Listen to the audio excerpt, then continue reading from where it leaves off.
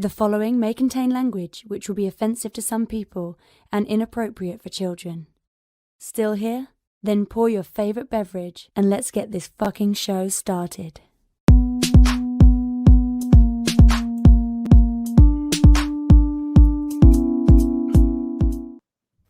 Fantastic Forum, assemble! You are watching Fantastic Forum, the premier show about comic books and your live weekly conversation about entertainment and geek culture. We are the Fantastic Forum, coming to you live and direct from Fantastic Forum Studios, Los Angeles. Hope you're having a wonderful morning, afternoon, evening, or night, as the case may be, depending on where you are in the world. And if you're not, you should stick with us. Well, if we take it up a notch.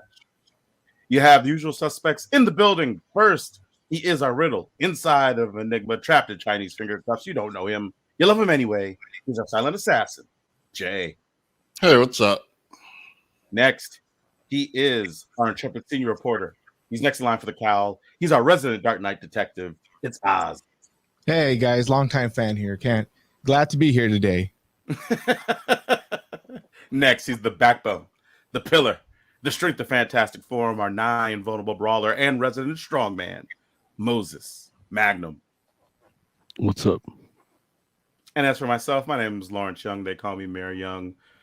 Yeah, there I am. Yay. Welcome to Fantastic Forum. We got a great show for you today. We are going to be talking to you all about Spawn Universe. Yeah, it's Spawn, right? Singular? Or is it Spawns? Damn it. The possessive. With the possessive Spawn's Universe, number 1. And we're going to be talking to you all about Star Wars Visions. So we got all that jumping off, plus the latest in comic book news and whatever else it is that you all want to talk about.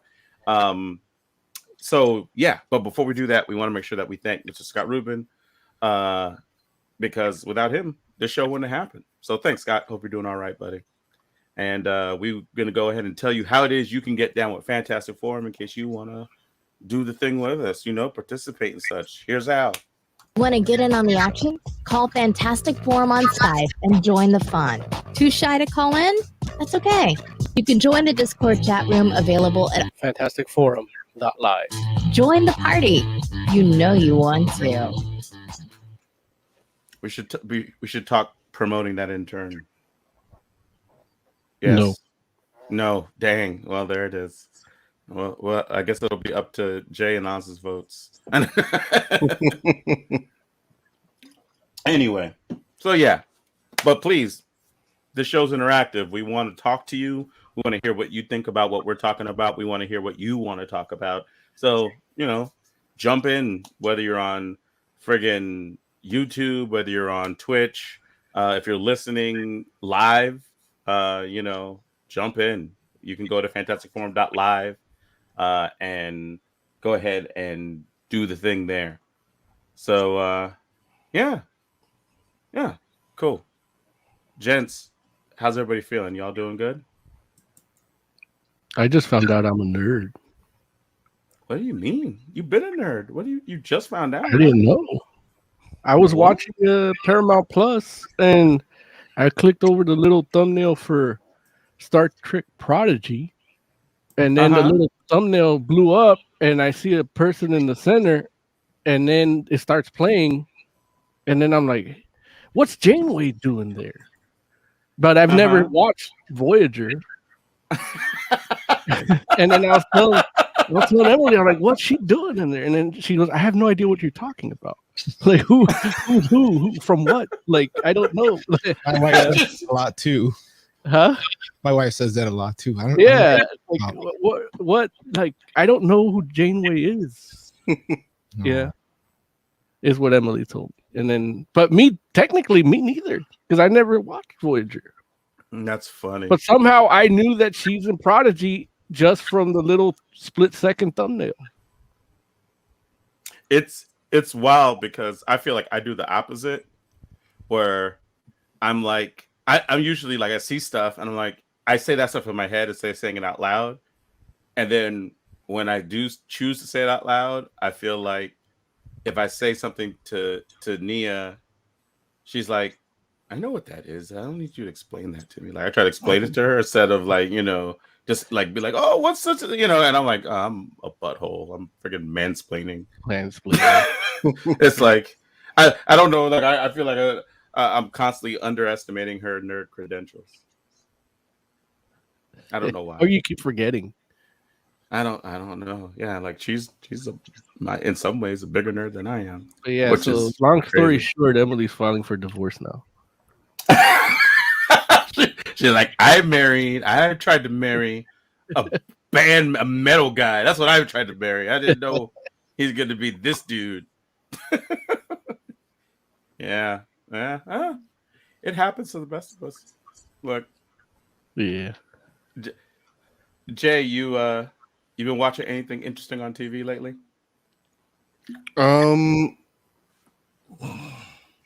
Jay's like, nah. I don't know. That was your segue to talk about What If. Was that? But Lawrence said Christine. Yeah. Oh. That's like, we try to make it sound natural, like it's part of conversation. Jay's not at 100% today. It's okay. It's okay. Like I should have known not to do that when he missed the spoiler comment earlier. Honestly, I was just kind of waiting for a prompt from Tiger Claw. Like, it's like, are we doing on the air? I don't know. I was sitting here like, am I in the wrong section? I'm like, I don't see any chat, which is unusual. Like usually, well, we started late, so they probably just went to sleep. But there are people watching. So I know they're just not chatting, which I'm like, oh well. And listen, if you're watching and not chatting, we still appreciate you. That's fine. I'm just surprised because usually you're right. Like Jay's right. Like normally we would have gotten a prompt from Tiger Claw. I would have said, we'll bring things out of chat into the show, but there was no chat. So I mean, was like, sometimes our producer just needs a day off, I can be Tiger Claw. Okay, be Tiger Claw, Mo. What's up, guys? How about that last episode of What If? So that's pretty much what Tiger Claw would have said, right? Yeah. I think it was really good. So this last episode of What If is What If Ultron Won? So Jarvis wasn't able to inhabit the body. Ultron takes it. He gets the mind gem, and he basically starts wiping out all life on the planet. Then he gets bored, and Thanos shows up, and Ultron takes the Infinity Gauntlet from Thanos. And as the Watcher is commenting on how fucked up shit is, Ultron hears him, and he's able to look through the veil of reality and find out that there are multiverses. And so he gets into a fight with the Watcher in order to end all life on all multiverses. This was amazing. Like, yeah. Like, I don't know what else to say. Like, it's an amazing thing, and you see the Watcher is heavily featured in this, and you see him like not interfering as much as he can, and all of a sudden Ultron just takes the fight to him physically, and they get into an all-out battle through realities, and which honestly looks great, because there's like one fight where they're literally being thrown through veils of the multiverse, and you see like the background planets, everything changing around them through this fight, and they're both spouting their rhetoric about non-interference, and you could have interfered, but you were just looking, and it's like really creepy, and it's just like an amazing thing watching these two like go at it, and the Watcher is trying to help solve the issue by watching, and eventually he knows what he has to do. He has to interfere, and he has to ask for help from the one person that he refused to help before. I'm not going to spoil who that is. Oh, come on, So- please. Okay. It's Doctor Strange. Damn, Jay. He pulled his arm. You didn't even. He goes to Doctor Strange, the one that wrecked his own reality trying to keep his girl alive. Hey, that's spoilers from that episode. I haven't seen that yet. Strange. No, it's all connected. Okay. Like he goes to that Strange and asks him for help, and then the episode ends.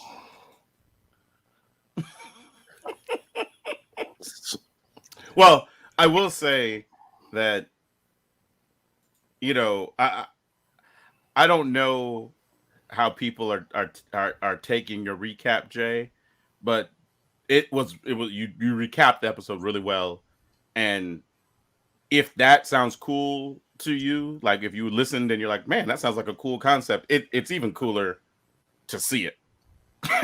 Like I promise you, like it's one of these things where I'm like, man, like I was watching this joint and I was like, wow, like friggin'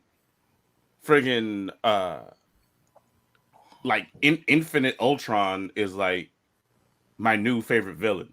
Like, where I'm just like, I'm like, I can't wait for friggin' Marvel Legends What If Wave 2, because if that joint is not the Build-A-Figure, then I'm like, we should just stop making toys.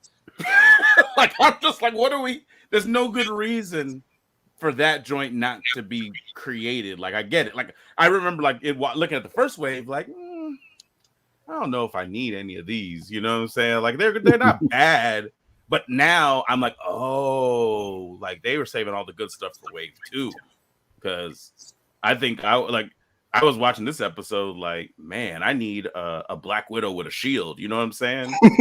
Right. I was like, dude. Do you want the Watcher with or without the armor? The sad fact of the matter is I think I still don't want the Watcher. like I still don't want the Watcher. The Watcher is the coolest that he's ever been. And again, like Jeffrey Wright's performance is fantastic. Like it's so good. Oh, like, the little details, like straight up doing his regular monologue, like, and then he realized this, and like you hear him saying, and then he started perceiving other realities, and he realized, wait, he's I'm saying he's perceiving me, and he's just like, wait a minute, wait. Yeah, dude, it's so good. It's so good. Where it's like, oh man, like because this fool watches everything and he knows so much because he's been in existence for so long, and to watch a performance where somebody's like nailing that and then feels like they have a genuine moment of surprise it's amazing. It's so good. It like that performance by itself is worth watching the episode. So I'll get to it. Oh, whatever, Moses. How dare you? How dare you be nonchalant? Infinite Ultron. No. I don't. I'm busy. Time is limited. Listen, And I love the cape.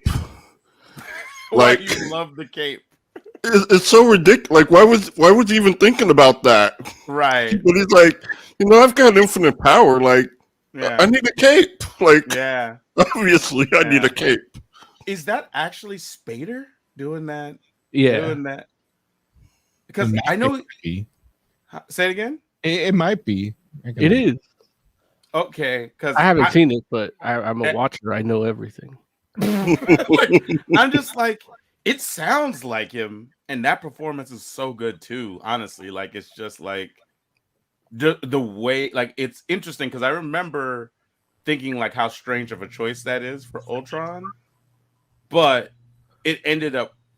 I mean, it ended up working for that version of Ultron. Like that's what I'll say, because I don't think of James Spader's Ultron, like that MCU Ultron in my mind isn't like, oh, that's like, a definitive version of Ultron. It's a good, it's almost like how you do with Jokers. You know what I'm saying? Where it's like, oh yeah, it's like that was. Well, it's one of those things where it could have gone like Bane in The Dark Knight Rises. Like it's an odd choice, but the actor can pull it off. Depending on what they do with it, it could be great or it could be bad. And that one really, like the James Spader as Ultron went really, really well. yeah, and it went well that. despite the fact, because it probably shouldn't work, and even with the characterization, like it's like all, like you said, it's all weird choices, but it works, and it's like I think it's honestly I think it's underrated, because everybody seems to feel like that Avengers movie is the worst one, but it's not Spader. It's Spider. It's It's Ross Marquand. He's Aaron on The Walking Dead. He's Aaron on The Walking Dead. Like that's the guy that's missing the hand. Yeah, okay. That's what I was thinking who it was. And he did it for both episodes? Well, he didn't talk in the Thor episode.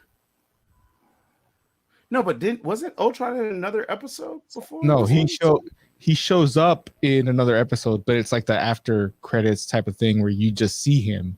He doesn't actually. Oh, wow! He's doing like that. He sounds like Spader. Yeah, well, I mean, the guy doing Tony Stark sounds like him. The guy that did Spider-Man sounds like him. Turns out that voice actors can like mimic voices.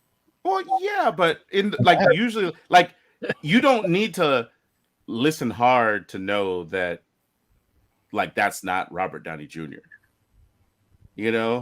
Like I guess that's really the point I'm making. Where it's like there's nobody. This is the first person that I've been watching since I've been watching What If that I heard, and I was like, is that such and such? And it turns out it's not them. Like I didn't think like for anybody else that was doing like a sound alike that they were like, oh yeah, that might be them. But yeah, he sounds good. He gives a great performance. So guys, for him. The world is I feel like it's properly spinning again. It's right on it's on its axis again. Tiger Claw has joined us in chat. Yay! Thanks for coming back, Tiger Claw. Look, thank you, Alfonso, for stepping in the role while Tiger Claw was gone. And also I see that Lloyd's in chat too. Lloyd's in chat. He says, "What up, FF? This is Lloyd. Totally agree. It was an amazing episode." Yeah, man. And Tiger Claw says, "Were you shocked at how easily Ultron Vision took down Thanos?" I was, until I remembered it's the MCU version. Right. I mean, technically, Thor took him down with the axe. If he would have gone, like 6 inches up and to the left or right or whatever, he would have. That movie would have been over. No end game needed. There it is. Said he should have went for the head, right? Yeah. Apparently, if Stormbreaker can handle the full force of 5 of the stones, then I think stone on stone violence would take him out a lot easier. Stone on stone violence. In the MCU, Scarlet Witch was able to pop that pimple off his head without much of a problem, and she hadn't even gotten her full power yet. She didn't get that till WandaVision. Oh, she's also like her powers are come from that, right? Isn't that what that was at the moment? Sort of. Yeah, I think they said they did use the Mind Stone to do her and her brother. Yeah. We got a couple other things going on in chat. Alfonso Seha asked, "Did you see the new Stranger Things trailer?" I did not. Have any of you? I haven't. But I don't haven't. need to see it. I already gave it 5 out of 5. Like, that's just gonna be amazing. Oz, you saw it? I saw it. What'd you think? It's Stranger Things. Oh man, are you over it, Oz? You're over it? A little, to be honest, the trailer doesn't give you much. It makes it seem like it's gonna be ghosts. Like it looks like it's gonna be a ghost thing, but I know that it's gonna have more to do with the upside down or something like that. It's gonna be like dimensions crossing because the Watcher and Ultron are fighting, and Loki killed He Who Remains, so it will still be Loki, which is still Loki. What you know what I mean. Point is, yeah, it made it look like it's gonna be spooky and ghost things, but it's Stranger Things. I mean, if you like Scooby Doo, you'll like it. It looked like Scooby Doo. What? It looked like I forget Homeboy's name, the older of the kids, not the 4 kids, but like the older brother. He's like driving the mystery machine, and the guy that's missing like the front teeth is like Scooby Doo doing the jokes, and the little black kid's got like the eraser head Kid and Play afro. It looks good. The afro looks good, or the afro's right there? I love that. That's a thumbnail.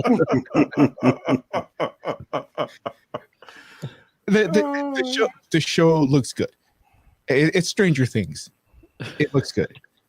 So basically, Oz isn't excited because it's gonna be good, and I know, right? I don't understand. I'm not excited because it's more of the same. I think I may be wrong. I hope I'm wrong. I really hope they actually go more paranormal. Now they're like fighting ghosts or whatever. That would be interesting. But if we're still doing upside down stuff, I'll watch it. I'll enjoy it. I was just waiting for it to end. You got to watch Dark. Dark is No. really good. Yeah. No, I don't like dark things. Yeah, you do. Damn. Damn. Oh, So I took that personally. we have a Tiger Claw asking, saying, speaking of voice actors, what do you guys think of the voice casting for the Super Mario Brothers animated movie? Wow. Listen, did you all hear about this? Yeah. Yeah. I was angry. I heard a little about it, but I heard a lot of jokes too, so I'm not sure what's real and what's fake. Yeah, I understand. I was upset only by the fact that the actual voice actor for Mario is in the movie as a cameo. I mean, I just hate Chris Pratt. do you want like the Mario voice from the video game in an hour and a half movie? Yeah, why not? I mean, you've heard Mario talk, right? Yeah. He says I'm like saying- 2 things. It's a me. Yeah. Like no one talks like that. Like They should just get sound captures from Mario Party. It's Like Mario. that joint- The whole movie like that. that joint is so problematic. Like It's Mario. Like that's Okay. how Mario talks. I wouldn't. If I'm going to see a movie about Mario, give me Mario. Honestly, kind of not even how he talks. Like, I feel like our first Mario voice was Captain Lou Albano, right? Yeah. Like, are we gonna go and say that's like that's the canon voice from Mario, Captain Lou Albano? I mean, that's kind of I'm what I saying would it was imagine. the first. Yeah, and that's what I And- would imagine in the movie. Like, Brooklyn, New York Mario, it's not a bad thing. Like, no, New York sounding Mario makes sense to me. Yeah, I'm more of a Hoskins man myself. What if we get Joe Hoskins Pesci? also great. Joe Pesci as Mario? No. That'd be amazing. I mean, we could just re-edit Goodfellas and have Ray Liotta be Luigi. We just paint it on the frames. Motherfucker. With the mustache and the red hat. I actually kind of want to see that now. You and our audience do it. Oh, Whoever does that gets $100. I don't know if you can get money on YouTube, but I'll pay you $100. We'll call it a Fiverr commission or something. I don't have a problem with the casting until I hear the voices. I need to hear what Chris Pratt's going to sound like. I need to hear what Jack Black is going to sound like, because I don't want Bowser to just be Jack Black. And if I have any problem with the casting, is that I know a lot of these actors, and I don't want to hear the actors. I want to hear the characters. Mm-hmm. I feel like, especially with Jack Black, I'm going to hear Jack Black, and it's going to annoy me. I'm worried that Chris Pratt is going to do the same thing, even though he said he's working on a voice for Mario. I don't have a lot of confidence in it. I don't know his voice acting. I don't think he's done anything else. So I can't really, I can't really determine how good of a job he's going to do. And yeah, that's my biggest concern, is just I'm hearing Chris Pratt talking to Jack Black instead of Mario talking to Bowser. I feel like Jack Black is probably like the pick that I'm probably most like at ease with. Like, I feel like Jack Black's definitely going to do a voice. Like, it's going to sound like Jack Black to a degree, but at the same time, it's like I could see a version of Bowser that sounds like Jack Black. Jack Black would be perfect for one of the Bowser kids. Yeah, he could be a Koopa kid too. Like he could just be a Jack Black character. Like he could be the dude he played in Cable Guy, or the dude he played in Orange County as just one of the Koopa kids. Jack Black could be all the Koopa kids, like how Eddie Murphy would do voices, like when he would play every role. Like Jack Black could do that for every Koopa kid. Yeah, but as far as like I don't know what the movie's gonna be like. I don't know what because if it doesn't feel like the game, then what does it matter if it sounds like the game too, right? That was kind of what that's true. That's what we got with the Bob Hoskins one, right? I mean, you're saying the Bob Hoskins one doesn't feel like the game? That one was that was weird. I don't know what they were trying to do. I loved it as a kid. I can watch it now and be like, oh yeah, this is a bad movie. I love Dennis Hopper. When I first watched it, I was like, oh look, he's shooting fireballs. Hey, he got big for half a second when he touched that mushroom. Like, yeah, it's a weird script. It's a weird movie. Definitely, you should watch it if you haven't seen the Mario Brothers movie. What year did that come out? Like 91, 90? 93. 93? Yeah, if you have not seen the Mario Brothers movie, I recommend you do. It is, I think you have to be high to watch it. I don't know, Mo. That's oh yeah, yeah. You had to. See, I was a kid, so I wasn't high when I watched it. But I was a smaller kid than you. Well, chronologically, right? But I was high still. That didn't stop me. What stopped you? That's a hood shit right there. They got Keegan. They got high. This fucking they hotbox that theater. They got Keegan-Michael Key playing Toad. He's gonna be great in it. Is he the bald one or the short one? He's the bald one. He'll be great in it because he's good at everything. He is good at everything. He could have been Mario. Yeah, it's funny. I was about to say Key and Peele as Mario and Luigi. I want to see that. That would actually be really good. They would do the voice. Gotten do they still hang out? I'm sure they're still friends. They don't have the show anymore. Yeah, I don't think not in the way they used to. I don't think, but yeah, I think they're not enemies or anything. I don't believe. And yeah, Peele's not trying to do that stuff anymore. I don't think. Well, he's like a successful horror movie director.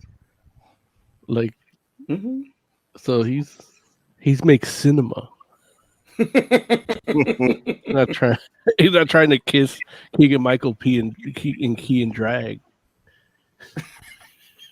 Yeah, that's all facts.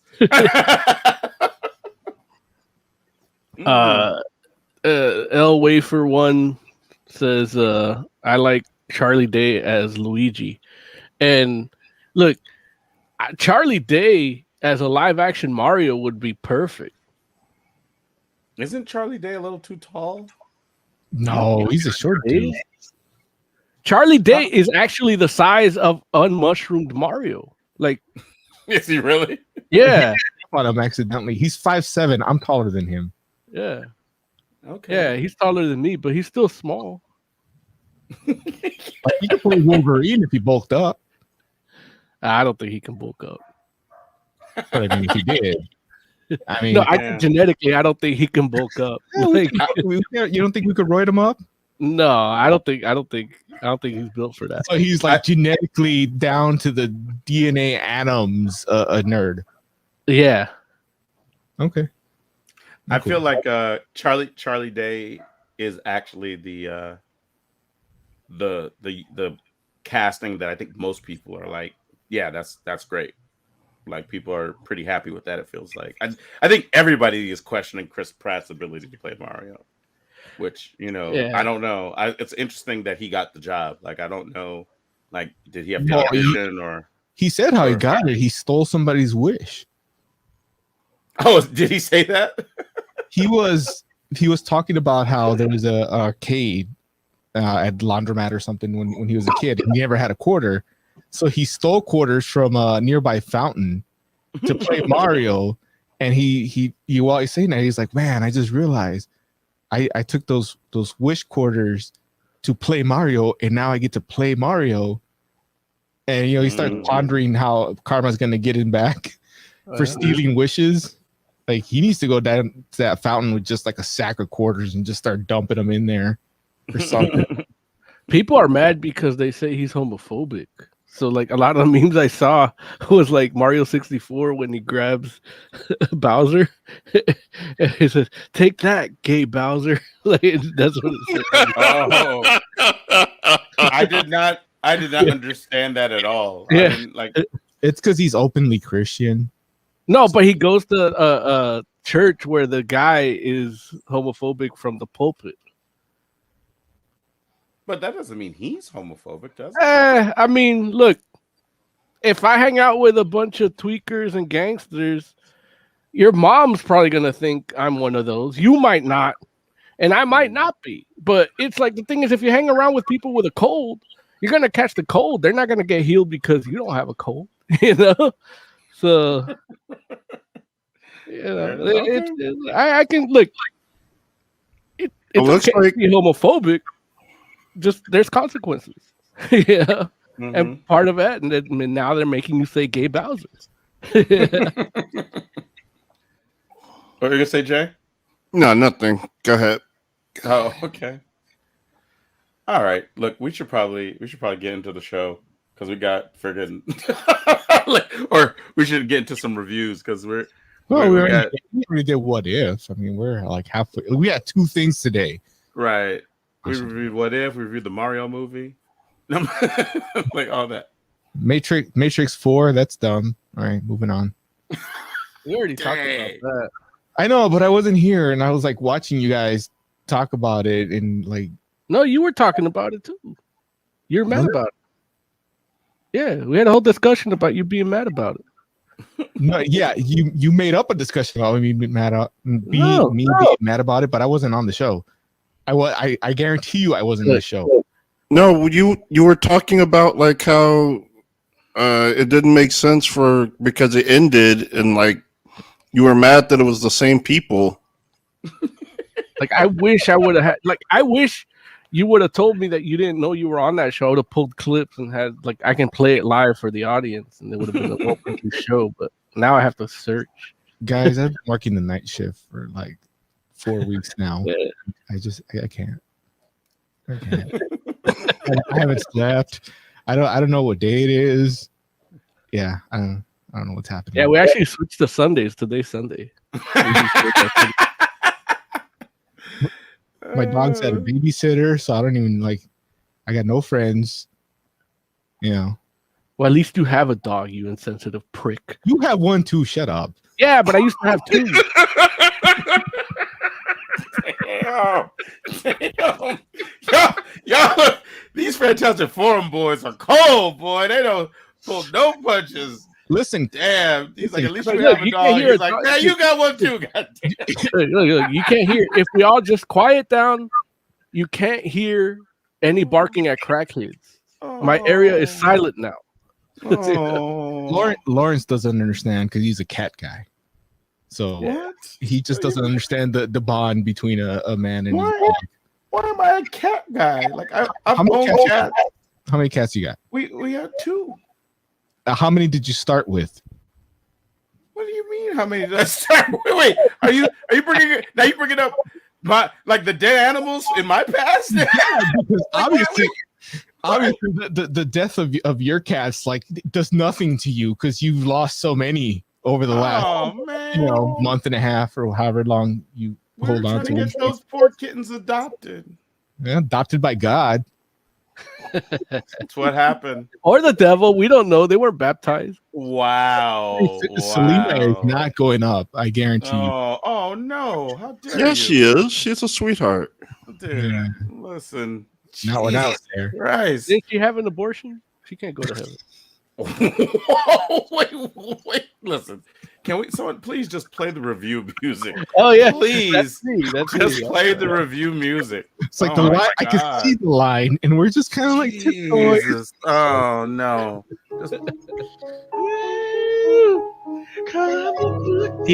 Comic book theater.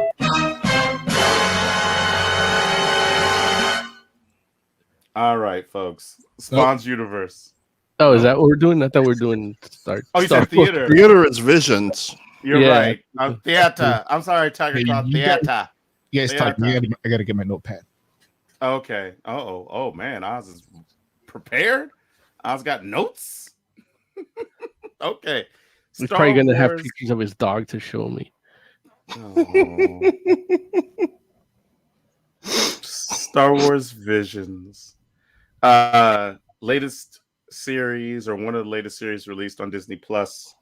It is basically was it nine different anime studios that get to play it's not 9? How many is it? 7? It's 9 episodes, but it's not 9 studios. Science whatever did like more than one. Okay, so how many is it?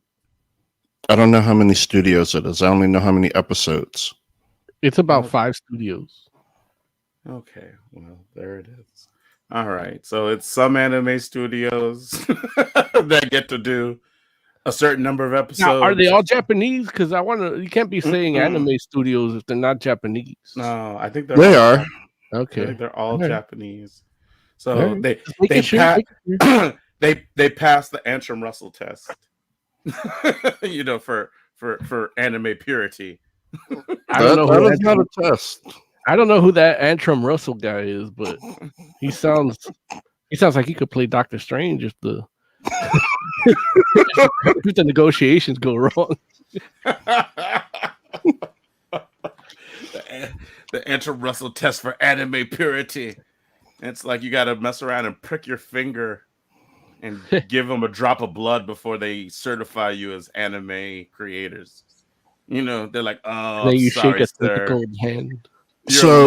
You're a little bit too Korean to be an anime director. I'm looking it up, and there are 7 studios. Okay, and they all play around in the Star Wars universe. They had no restrictions, and they gave us 9. Between the 7 of them, we got 9 episodes. So, gents, let's talk about Star Wars Visions. How about we just go around real quick? Tell us what you all thought in general about some of the things you saw. Like, you don't have to be specific yet, but generally speaking, like Moses, why don't we start with you, man? What did you think? I only watched one episode, and the one I saw was the Edo period one, which is the first with the Ronin, the Ronin Jedi.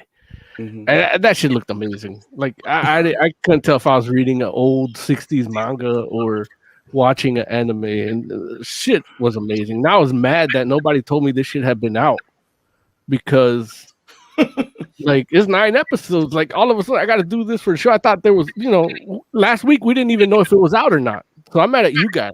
I told you in chat it was out. Yeah. When? I mentioned that I saw it on. We didn't know when it came out, if it was 2 weeks ago or. Look, that's my point. I said it was out last week. I said it was out. It was a debate. It was a debate whether it was out or not. And I was in No, Look, here's the thing. there was a debate about when, When you but tell me it it's out, came out. when you tell me it's out, I think, oh, okay, they're doing a new episode each Friday. They got 9 of these motherfuckers out. So I'm like, oh, I'll wait till the day before showtime to watch it. This is just gonna be like 2 episodes, 3 if it came out the week before. Oh, so you watched 3 episodes? I watched 1. But the second one was the second one is in your wheelhouse. It may very well be, but that first one was so tight, and they did such an amazing job of that Japanese Ronin old Akira Kurosawa movie shit that I just went and watched Yojimbo right after. And then I went and watched Fistful of Dollars, the spiritual remake. Jay says the second one was in your wheelhouse, but if you watch the first one, you're done. You don't need to watch anything else. Well, what's the second one about? But look, again, my short 3-second mini review thing. The shit was amazing. I couldn't tell if it was grain of paper or film. It was great. If the rest, they take enough integrity in the work they make in the next, you're gonna have a good time. Now, how they fit into Star Wars, that might be a little different. It's a fan film shit. Like, I take it as fan films because I don't know how canon these are or not. And I'm okay with them not being canon. That way, I can just enjoy the execution of what they did.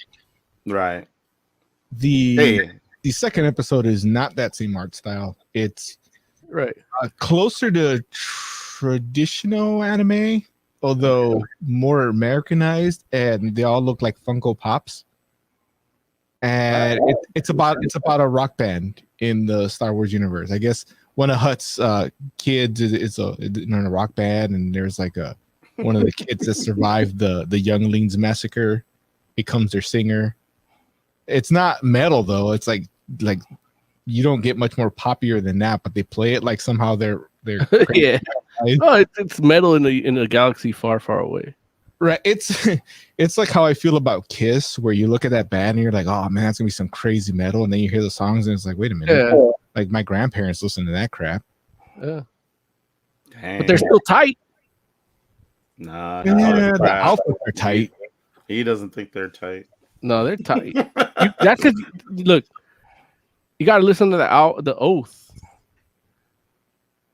Okay, you want to hear real metal shit from Kiss? Listen to the Oath. Yeah, I might look that up. But do it now. Like, turn off your camera. Just listen to it now. Oz, what did you think of what you saw at Visions? It was fine. I was upset there was no Mind Stone. The whole thing. Call it Visions, ain't no vision. Oh, jeez. Oh my god.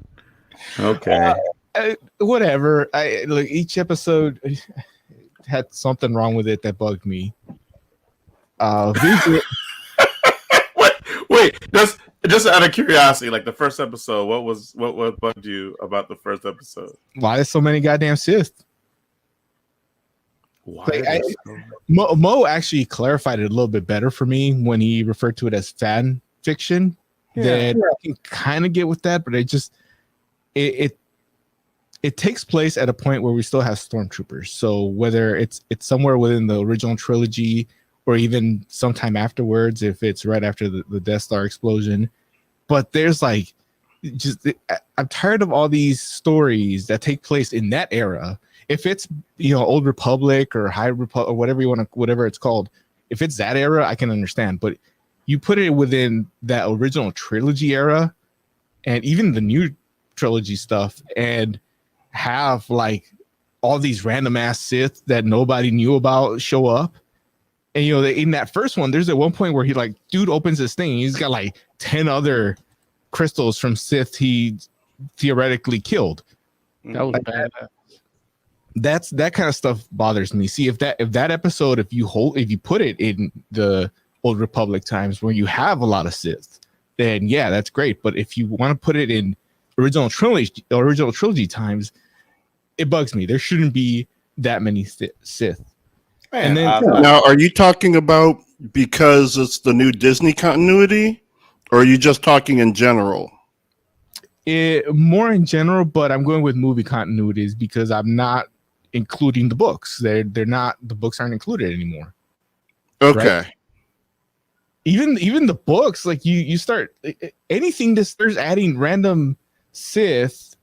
I think I don't remember all the books. Jay, I mean, it's a big galaxy. Look, I can say in the books there's a fuck ton of Sith, including a whole planet of them that are just kind of hanging out, chilling. So, Planet of the Sith. Say again? Is that Planet of the Sith? Yeah, there's a planet for the Sith. Like, just hanging out. Ben starts dating one of them. But wait, what I'm trying to understand though, Oz, from your perspective, is like, how do you watch a joint like this? And it's like, I mean, you're basically in some sort of like cyberpunk Japanese Star Wars village. And that's like where you start. It's like, why do you care about how many Sith there are at that point? It's like, there's no villages like that in Star Wars. Oh, are there not? No, I mean, look, there were some in the Mandalorian. Yeah, I mean, they weren't Asianized like that. They didn't appropriate that culture, but they were like cyberpunky, feudal, medieval type towns, and they had Western cyberpunky towns. I'm talking about Japanese cyberpunk village. It's like they got thatched roofs. It bugged me that some of the lightsabers were like thin. Like that kind of bugged me. The umbrella saber, that was ridiculous. It was cool too, though. It's like, don't get me wrong, I saw that and I was like, oh, that's some crap. But now, is there something in Star Wars lore that says that you can't put your lightsaber in water? Not that I know of. Like, you know, as far as I know, when lightsabers are in water, they just evaporate it. Yeah, because she couldn't go through the waterfall, and then she used the Force to put the log to make an opening and then go through it. No, that's just Sith being Sith. Like, they don't like a Sith. For a Sith, their comfort is the most important thing. She probably just didn't want to get wet. Yeah, I can't date a Sith because they don't like to get wet. There's one episode where like dudes are yelling at each other, make them uncomfortable in space, like stuff like that. Just bugs me. You guys are probably okay with it, but you have two characters yelling at each other in space. Like, what are we doing? Might as well. It's like it's like floating Leia in that one movie. You know, okay, I see. I get what you're trying to go for, but that's not how that works. Like, don't put me in a world where I understand how the world works and then you don't follow those rules. If you make up your own world, make up your own rules, then I'll go with that. Okay, we're cool. Okay, I see. In your universe, there's oxygen in space, so we can yell at each other. Let's go. All right. It bugs me just because it's so easy to fix. You don't have to have these characters yelling at each other. They're both Sith. They're both trained Sith. Can't they, like, you know, psychically yell at each other? They could still communicate in space without actually having to, you know, make words, which is impossible. It's show. Okay. Jay, what about you, man? What did you think of Star Wars Visions? I thought the good episodes were really good, but the bad episodes were really, really bad. Which ones you thought were the bad episodes? The one with the band, that was really, really bad. The one you said Mo would love. Okay. No, I didn't say he would love it. I said it's in his wheelhouse because he's a musician. Because he's really bad. I'm a really bad musician. Is it because Mo's chibi? Is that why? Well, more hut-like. Damn.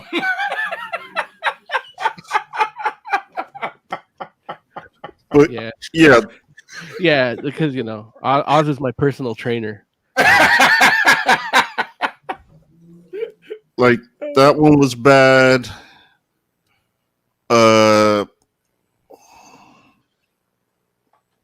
let me think. I don't know. Like, I can't recall all of the bad ones. Oh, it's like a But good one. a good one, like The Duel was good. The Ninth Jedi was good. I like TOB1, but that wasn't good. But I did like that one. Not enough force sensitive robots in the current continuity, I think. Okay. But all in all, what'd you think? Like, just generally speaking, did you like him, or did you like it as a property? I guess as Star Wars Visions is that something that you want to see like on second season of, or you're like, okay, we're good. That experiment failed. I don't know that it failed, but I know I would be fine without a second season. That's fair. That's fair. Lloyd says Ninth Jedi was my fave, which, yeah, it's pretty good. Okay. You know, I didn't get to see all of them. So like I got to see most of them. I got to see like 5 or 6 of them, I think. Like 6 of them, I think. What I saw, I enjoyed, but at the same time, I think that I kind of went into it with the idea like, okay, this is going to be some non-canon Star Wars stuff and some,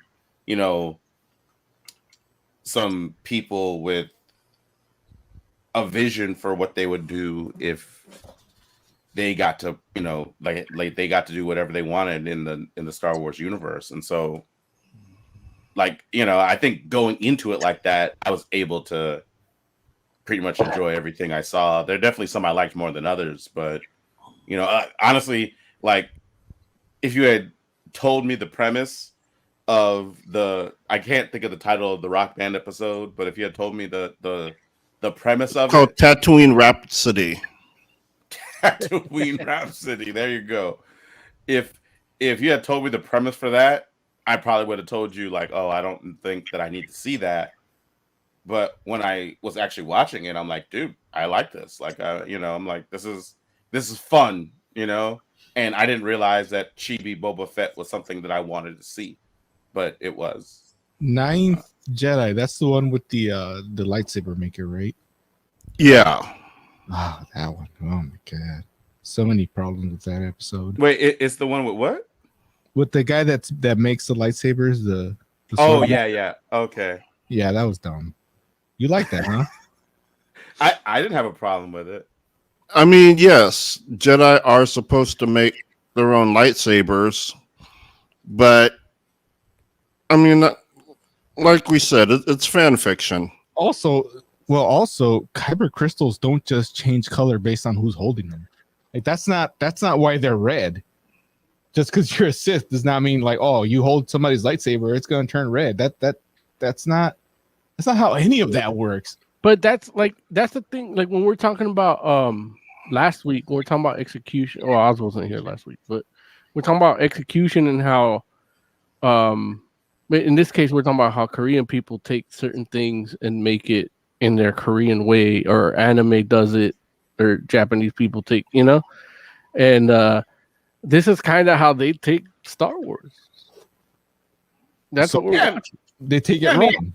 Yeah, look, they take it and show it to you in the way that they do it. That's what they were hired to do, and it's wrong, but it's not going to affect. Wrong. Well, it's not going to affect. It's not canon. You're right, but it's not going to. That's what I'm saying. Like it's not. It's wrong, but it's not going to affect anything going forward. Yeah. Also, I just thought that was kind of cool. Like, even though it was wrong, it's like a really cool thing. I thought, like, I wouldn't want it in mainstream Star Wars, but for a story, like, I think that's pretty cool. Like even the one episode I did watch where it's like you see these stormtroopers with that Sith, but they're like the stormtroopers are kind of like disheveled, so it's kind of like a war-torn space, and they're not a full military federally or galactically backed financially thing. They're just a warlord of that area, you know, and that gives it a different feel. And you know, I don't get why an R2 unit needs a bamboo hat. But it just adds to the feel, and I think that's kind of what they're what these anime creators are. They're bringing their anime feel to Star Wars. You know, it's like when I read the Star Wars manga that Dark Horse did back like what 99, and it's like you see Luke like just holding the lightsaber on the cover, but the lightsaber is like curved, and it's curved because it's just that's force that he's using to swing it. It's not curved because it's a curved lightsaber. But when you see it in the still picture, it's like, why is that lightsaber curved? You know? And it's like, but it's just that's in manga, that's what it is. In the Marvel comics, Star Wars, he was just like, and it was, you know, but the Japanese give you that with the shiny on the eyes and the face, the sweat glistening, you know, that's what they do. Yeah, man, you gotta learn to just let go and enjoy stuff sometimes, Oz. You gotta. I wouldn't say that either. Just know what it is. Look, yeah. Lloyd in chat says it kind of just feels like a Star Wars what if. Right. Yeah. What if it ignored everything? What if we never watched the Star Wars movie in our life? Oh, like, dude. What if everybody wanted to piss on George Lucas's face? But here's the thing, though. There might very well be somebody out there who has never watched a Star Wars movie in their entire life. Yeah, and they might watch. Yeah, they're Star wrong. Wars. Well, but they might watch Star Wars Visions and be like, "Oh, that's kind of interesting," and be like, "Maybe I'll check out some of this other Star Wars." We don't stuff. want them in the fandom. Yeah, if you're out there and you've never watched the Star Wars movie, you might as well be a supremacist because you're not, you know. Why y'all gotta gatekeep all the time? Man? It's not a gatekeep. The gate's been open. You're refusing to go through it. You know what? You're telling them that they gotta walk through the gate the way you say. The proposition that you said, the hypothesis, the hypothetical that you brought up, Larry, that's like the same way that they would like somebody who hasn't watched Star Wars. It's like a dude that's 40 has never been married or had kids. Like that society looks at you weird. Like that's that you if you haven't watched Star Wars at this point. I even know what one step above that. You know how difficult it is for a person of adult age in 2021 to have not seen a Star Wars movie? Yeah. You gotta actively work. It's like Disney is literally shoving it down your throat. I turn on the TV and there's a Star Wars movie. Like I'm flipping through channels. It's like, okay, there's episode 3, there's episode 6. Let me go to my streaming service, Disney Plus. Okay, there's episode 1, there's episode 2, there's the shows.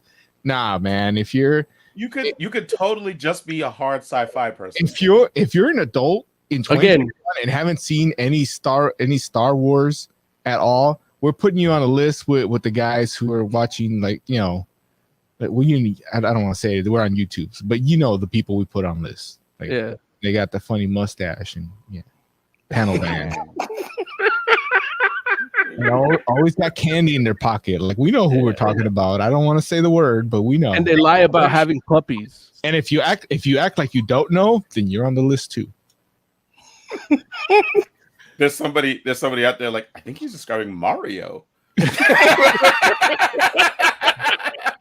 Mario's worse, man. Dude don't even have candy. He got mushrooms. He's giving you psychedelics. I mean, hey, man, I'm just saying, it's like there's nothing wrong with somebody like not having necessarily watched a Star Wars movie. I personally think you should, but if you haven't, you know, it's like it happens. Man. Like you know, it's one of those. You're like things. The Caitlyn Jenner of Star Wars right now.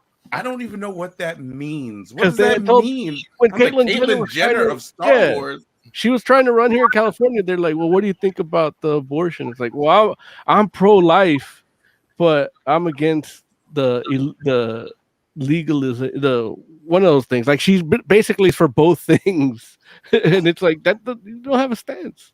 Yeah, and that's how you sound right now. a guy I got a who stance. who's It's known okay. as Mayor Young would, of course, try to play both sides.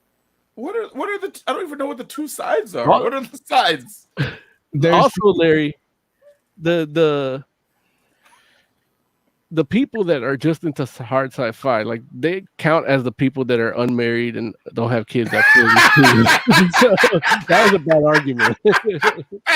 Hey, you might be very well be right. I'm not mad at that. You know, but hey, I'm just saying, like, there's some people out there that is like space opera's not my thing, and they might look at Visions and be like, you know what, this is actually kind of cool. Maybe I'll give that Star Wars stuff a chance. Wait. If that's not, why would they watch Visions? Right. Because the thing is, because they- Visions is even more opera than fucking than Star Wars. 'Cause Listen, it's like- there's a person that could, like, you can be into, like, say for instance, hard sci-fi and into Kurosawa, and then you hear about Visions in the first episode, and so you decide to watch it, and then you might be like, you know, who knows? Maybe this Star Wars stuff isn't as bad as I thought, you know, That's- or isn't as soft as I thought, and they watch it, and maybe they like it, maybe they don't, you know. That You know, it depends. It depends on where they start, right? Because that wouldn't happen. Lord- Anybody that's into Kurosawa and watches that first episode takes it as a spit in the face to Kurosawa people. By the would way, if that person exists and they watch Visions and they figure they need to check the Star Wars out, then they'll watch the movies, then they're not that person anymore, right? So we're not talking about them. Get the fuck out of here. I'm not high enough for that shit. If Visions gets them to watch the movies, then they're not the adult that hasn't watched the movie anymore. Oh, Yeah, that's so look. crazy. Yeah. So Yeah. now, all of a sudden, we're not talking about anybody.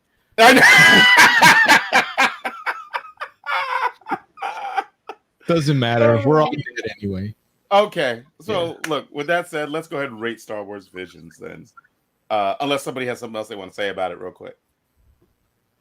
Okay, cool. Oh, go ahead. No. I was just gonna go into my rating. Oh, okay. I don't know why I bother the fucking page. Lord knows. He didn't even use Oh, his. look, say what you want to say. No. What do you want to go episode by episode? I guess not. Out of 5, what do you guys rate it? we can go. Let's. I already threw it away. I don't even know where it landed.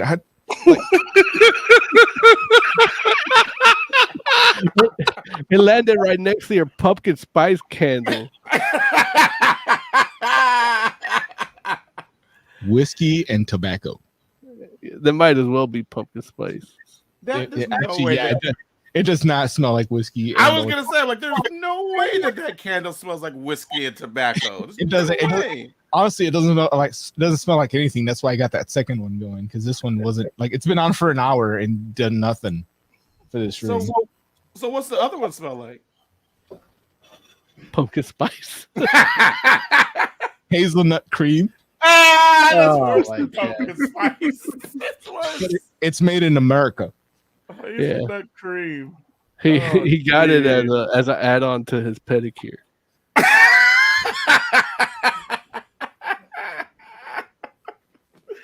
Oh, that's too funny, man. Okay, well, since you're there, why don't you tell us what you rate Star Wars Visions, man? What are you doing out of 5? Yeah, out of 5. 3, I guess. Okay. It's like episode 1 through 3. Like, I don't recommend people watch it, but I'm gonna look at you funny if you haven't. So They should have known to watch it. yeah, I'll judge you for not watching it. I'll judge you for liking it. I want people to watch it. I just don't want them to enjoy it. Because if they enjoy it, we get more of that crap. Like, I wasn't even sure what he was talking about at that point. It felt like everything. I was like, I want you to watch everything, but I want you not to enjoy it. I want you to feel my pain. Right. I want you to be miserable like me. No. I didn't have to know this existed. I didn't have to watch it. You guys made me. I blame you guys. Well, hey, we'll take the blame. Jay, what would you rate Star Wars Visions? I think I would give it a 3. No, looking back on it, I guess there was more episodes that I liked than I disliked, but the bad ones are really bad. Okay. All right. Mos Magnum, what you think? Star Wars Visions. I only watched one episode, and that episode's a 5 out of 5. It is. That's fair. I mean, it's derivative, but it's just done so well. Like even like, I was almost mad that they call the guy Master Ronin, because it's like that's a little too on the nose. Like they did everything. Like just when he stops her lightsaber with the Force, and then says, "I'm no Jedi," that I know he's a Ronin Jedi. Like, and that's an aspect that you don't see too much unless you read books, And I don't read books, so I got to finally see one. I've heard stories of, the Outlander and all these guys that are, Jedis with no master. Like they don't serve the code like that, but they're Force sensitive and stuff like that. And it was just awesome to see one and executed like this. This one episode, 5 out of 5. If you don't watch the whole series, watch this one episode, and then go watch Yojimbo. He didn't say I'm not a Jedi because he's a Ronin. He said it because he's a Sith. I don't look. Whatever the fuck he is, he's got no master. Like that's the point of it. Like he's a Ronin because he's got no master. He serves himself. Right, but he's also a Sith. We don't know that. His blades are red. That's a Sith. Yeah, he's a Sith. Or at least we think he's a Sith. But yeah. But either way, it's like he does not either because he doesn't follow. He doesn't follow a specific order. Like he's there for himself. So you mean to tell me the little kid's a Sith because he got a red kyber crystal at the end? Yep. If he puts it in a lightsaber, yeah. I get the fuck out of it. Like he's just. I mean, Grievous uses 4 lightsabers. He's not a Jedi. That's true. It's true. He's no and Jedi. none of them are red. None of them are red, but he's not a Sith either. Yeah, and that's what I'm saying. Like, I already told you about not enjoying the first episodes 1 through 3. Like we already had that discussion. Again. Look, it doesn't matter, but those are your canon. And then when you're talking about shit like this, doing shit wrong, and then you're talking about your canon being that, just because you don't like it, get the fuck out of here. What do you rate Oz right now? I rate Oz a 1. I'd give him a 0, but I still love his punk ass. And I got a countdown going. Oh, you can't see it on camera here, but I got a countdown going to the day he lands in LA. By the way, there's my problem with the original 3. You can get away from me now. Thank you. But I have a huge issue. I don't think we've talked about it. I might have mentioned it, but I don't think we've ever talked about it. But one of my issues with the original, I can't even say the original. It's weird because it's episode 1 to 3 original. Yeah, it's the prequel trilogy. Is that Lucas punked out and didn't go with Darth Jar Jar? And if you don't know what I'm talking about when I say Darth Binks, dude, look that up, man. It would have made that story so much better. It would have made it worth it. What I had to put up with in episode 1 would have paid off so well that every time I think about it, I get angry at Lucas. But he wasn't trying to do that. Was it, though? Around episode 1, yeah, but then he changed it.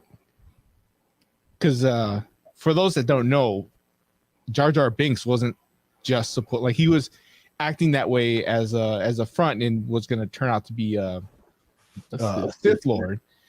And like there's evidence throughout the movies of him like using force powers and things like that. It's an interesting theory. I have to call it a theory because it didn't come to pass, so it's not a real thing. And they should make that fiction. But Lucas wasn't like, that's a fan theory, not like something that he was gonna do and chose not to, though, right? I don't know if it's confirmed or not. Yeah, I don't think it was something he ever planned on doing. It's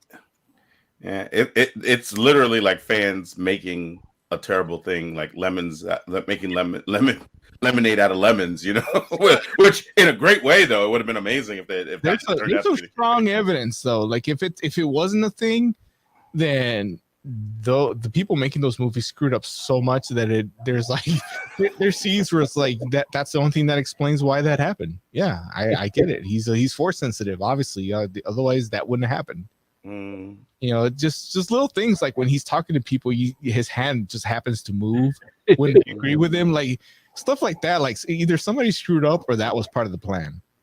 Yeah, like when he talks to Boss Nass, he's just like, you know, he's being charming like a puppy, but that's the force, or it could be the. I mean, think about it. Binks is the one that convinces the people to vote the emperor to become an emperor. Like, how did this clown get that done? Yeah, and that actually he got the Jedi to escort him back. And that's actually like when we talk about the books and how good they are in the comics.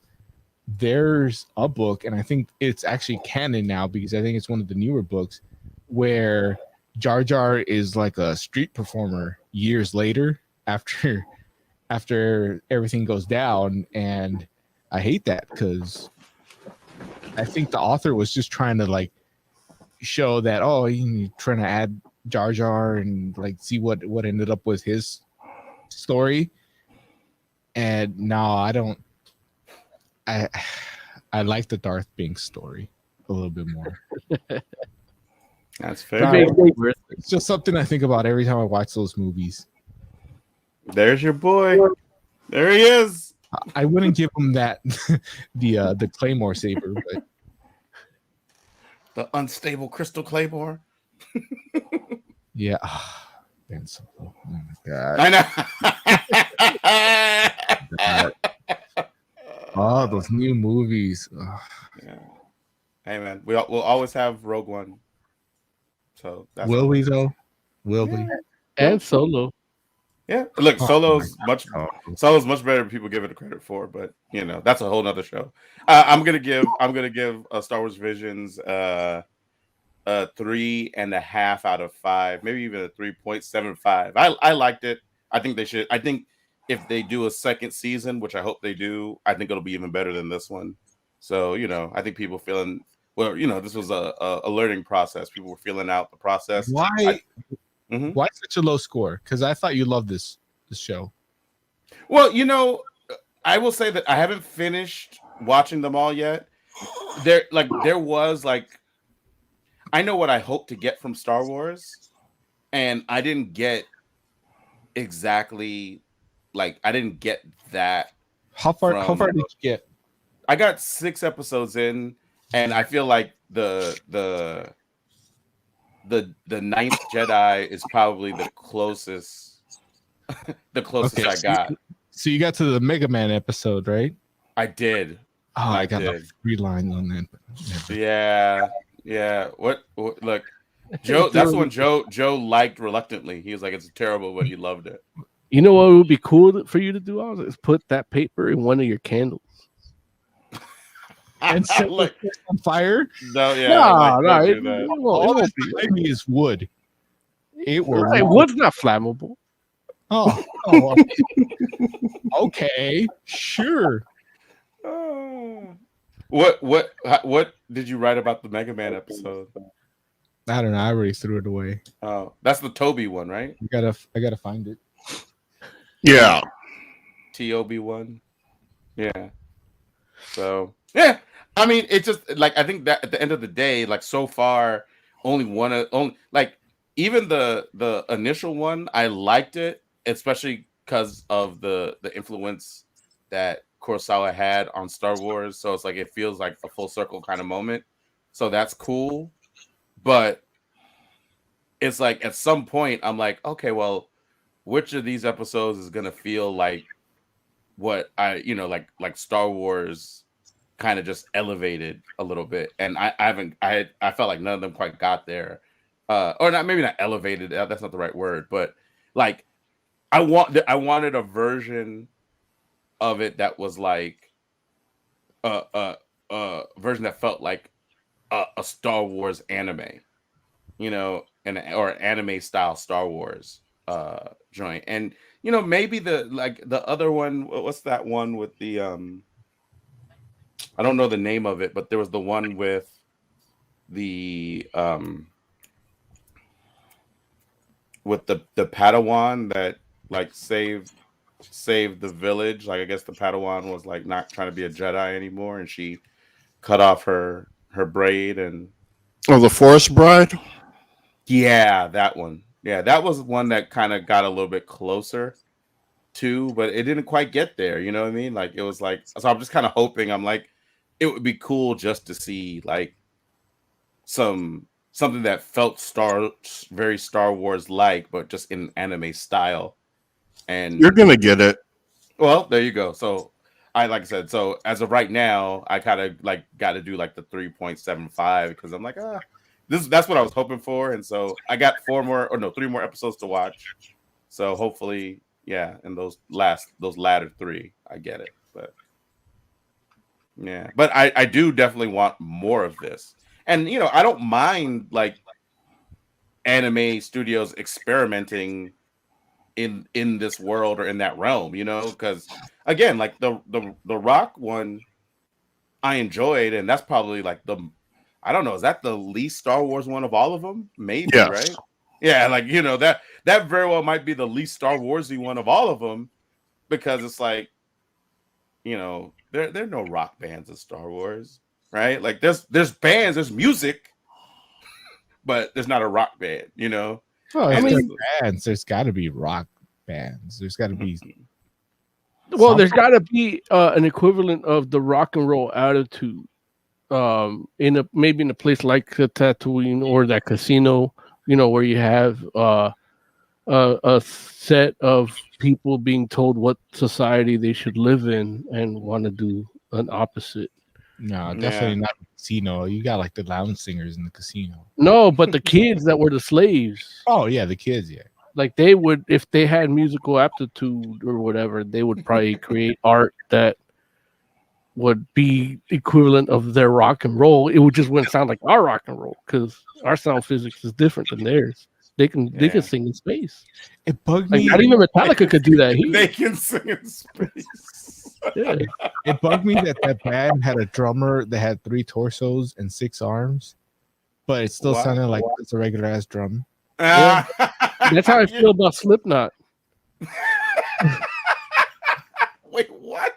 It's like they have 9 members and they just sound like a regular band. Oh, that's funny. Like you gotta like Def Leppard, like their drummer only got 1 arm and he still sounds like he's got 2.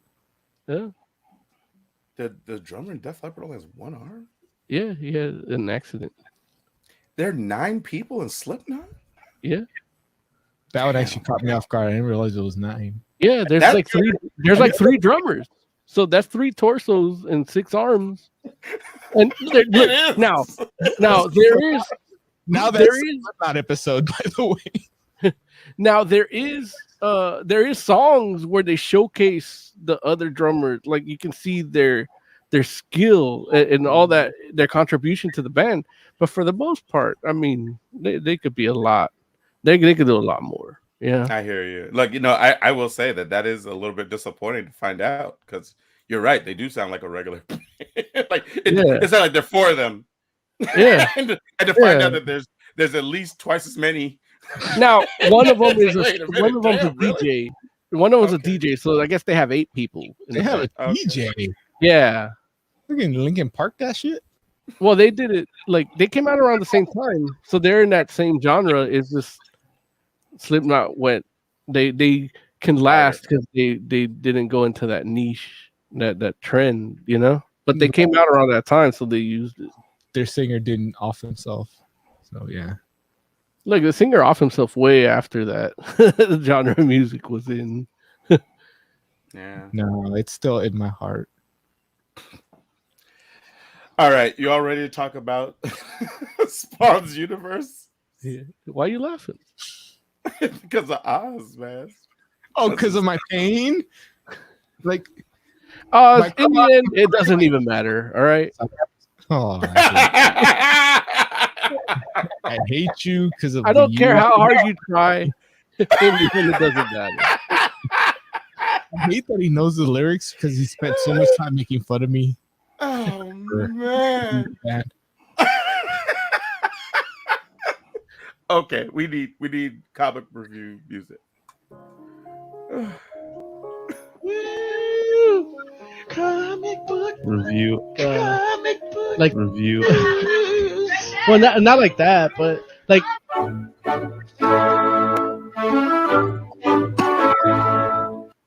Okay. I was gonna scream sing into the mic, but my wife will kill me because she's asleep. Should be able to hear you? Oh yeah. his house is made of wood, Larry. Right. Unflammable wood. Yeah, but acoustically sound. So Spawn's universe #1. This is basically a book that's featuring a relaunch of the whole Spawn mythos. Or yeah, I mean, yeah, I guess a like soft relaunch because it's not like it's necessarily getting rid of anything. It's just trying to add. Todd McFarlane does the writing, and then we got a number of different artists for each section. And yeah, I mean, that's basically, this is like the beginning of Todd McFarlane like introducing us to the idea or to the concept of trying to once again spread or expand Spawn into its own like set of characters and its own universe and whatnot. So who wants to talk about this book first? I mean, technically, you already talked about it. Yeah, I think it's interesting that you referred to this as the introduction to his universe because I read King Spawn first. Oh, okay. I didn't realize that this book was out. Like it came out in June. And yeah, you're right. Did it come out in June? Yeah, I can tell you exactly. No, I don't think so. it came That out might be in what August. was. Yeah, I June think, 3rd is the publishing date I got on it. yeah, but that it didn't come out in June. On Image Comics, it says June 23rd. I'm not disagreeing with you what the website says. I'll tell you that's not when it actually came to the shop. It's like Oh, I look, if your shop can't keep stock, that's not my problem. But so this came out theoretically, I guess, came out before King Spawn. yeah. And I thought King Spawn was kind of that introduction because it's a bunch of short stories about different characters in the Spawn universe. And so I thought that was the introduction to the new Spawn universe. But this book, you're right. I think because it came out first and the way the story is told, it is kind of putting you back into the Spawn universe. And it's also kind of done in that short story, several story format, but it doesn't feel like that either. Like I was halfway through it and it felt like a regular book to me. And then, you turn the page and I just happened to notice like, oh, there's a whole, like, that's the story title I'm looking at. This isn't, but it didn't feel that way. It felt like one continuous thing throughout the whole thing. So you're saying that, if I'm understanding you right, you're saying that it's an anthology book because it has like different stories of different, with different characters that it follows, but for you, it still felt like it's just like one big book. Yeah, and even like some of the stories have their own title, so it's written like an anthology that doesn't feel like an anthology. Whereas King Spawn, like, it felt like, okay, now we're on the Haunt story. Now we're on this story, and you can kind of see where they would connect, but at the same time, it's its own story. It's like a little one shot. King Spawn definitely feels more like an anthology, where this feels like an episode of Frasier. where you just have the Wait, little what? chapter breaks with a weird title on the screen. Yeah, or like Got Clerks. it. Yeah. Yeah. It was enjoyable nonetheless. I definitely feel out of the loop with Spawn though, and I know if any of you out there or listening right now or watching right now have seen my King Spawn one shot that I did. That's one of the things, like, they didn't really like. They're not coddling you as a new reader in the Right. They're taking you for a ride, and you just gotta kind of accept what you know and don't know, and just go from that point forward. They keep marketing it as a good jumping on point, and it's really not. No, it's not. What? Fuck it. If you like what you read, go for it. I mean, because that's really like how it is. It's like, well, I jumped on it, and I'm enjoying aspects of it, and I mean, you know, was it what's the dude Steven Jim Chung doing the art here is fucking amazing. Yeah. Jim Chung on fucking Spawn is amazing. Like that's like almost a dream team shit. Todd McFarlane with Jim Chung is fucking tight. Which book is the one you're talking about, the jumping on point? King Spawn or Spawn's Universe? All of this whole King Spawn era, like they're saying, like this is the stuff to jump on. Yeah. That's the weird thing, because like I said, I read King Spawn first. Right. And it has the gunslinger story where you find out how he's transported to present time. Right. And in Spawn's Universe, which came out theoretically, I guess, came out months before, he's already in present time. So I feel like King Spawn is more a jumping on point than Spawn's Universe. Yeah, but in relation to everything that's gone on with Spawn, like here's the thing, you know how comics do the little asterisk, the little buttholes, right? And like it tells you, oh, for this, read this issue. Now we're already past issue like 320 at this point in Spawn, where we're at now. They reference shit that happened in Spawn 100.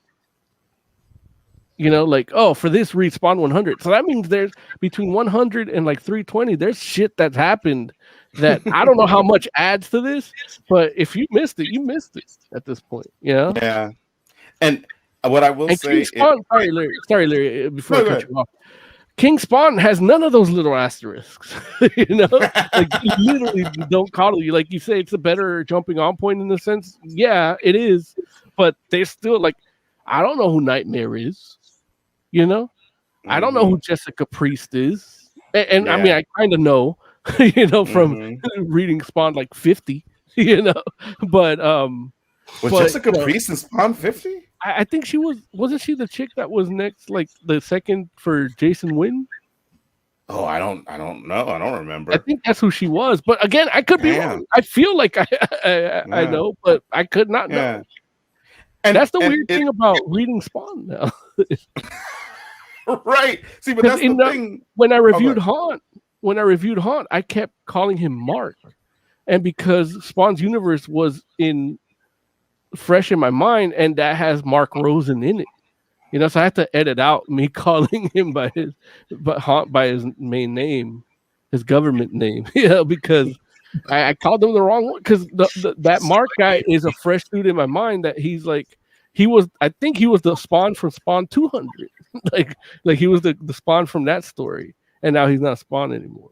Yeah, but I could be wrong too. Like I remember Mark Rosen as a character back in the day. I don't know why he's not wearing necroplasm right now. Here's what I don't understand.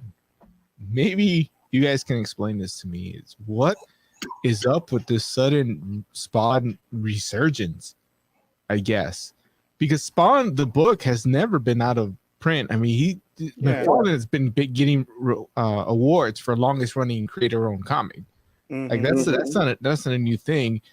But it seems like when King Spawn was coming out, huge deal. I mean, stores everywhere, like record-breaking sales or some whatever. And I don't understand how King Spawn has been so crazy when the Spawn book has never been out of print. It's been coming out monthly on the regular, and it feels like something happened where all of a sudden it's a big deal, even though it's never stopped. I don't get what's happening. I don't understand it. I'm glad. Todd McFarlane is a great guy, great artist, decent storyteller. I'm glad for him, and he's putting out quality product. Right. I just don't understand why now. All it is PR. It's because it's a milestone, right? It's just PR. That's all. Yeah. That's all it is. It's like literally somebody like like Todd at some points like, dude, like all these other people have all these universes. He's like, I got plenty of characters. I could create my own universe if I want to, which is true. You say it's PR, but the PR would be his record-breaking issue. Yeah, but people don't care about that. Like, I don't even remember what number that issue is.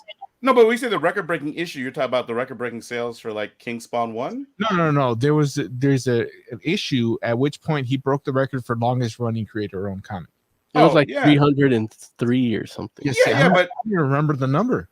Yeah, but that's the thing where it's like you go ahead and you can put that out there for people, and there are people that are going to be like, oh, that's interesting, but that doesn't make it sound like, oh, well, if I want to get back into Spawn, now's a good point. Because it's the opposite, actually. Why King Spawn? Like, why King Spawn? Because that's when I saw this sudden resurgence, or whatever you want to call it. You know why? Because it's a number one. Yeah, that's it. That's literally Spawn's universe is it's being marketed like this is a great time to get back into Spawn. And so it's like, if you want to get back into Spawn, there's going to be all these issue number ones for you to jump in at. And so the Spawn's universe is the first spot.